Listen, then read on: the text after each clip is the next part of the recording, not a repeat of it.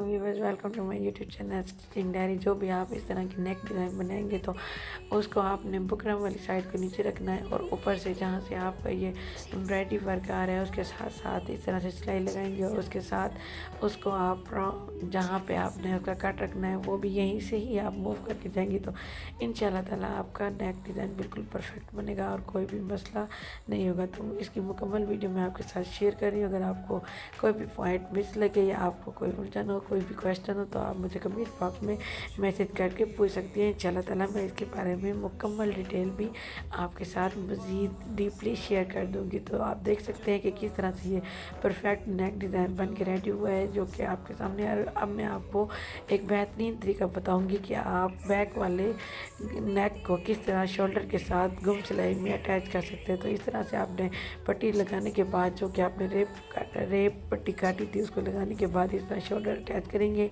और इसको सिलाई वाली जगह के ऊपर वहाँ पे जहाँ पे आपने पिछले गले की पट्टी लगा के ऊपर से मूव करके इसकी स्टिचिंग कंप्लीट करेंगे। तो उम्मीद है आपको मेरी वीडियो अच्छी लगेगी। अगर मेरी वीडियो अच्छी लगी तो मेरी वीडियो को लाइक कर दें, मेरे चैनल को भी सब्सक्राइब कर दें। Thank you so much for watching.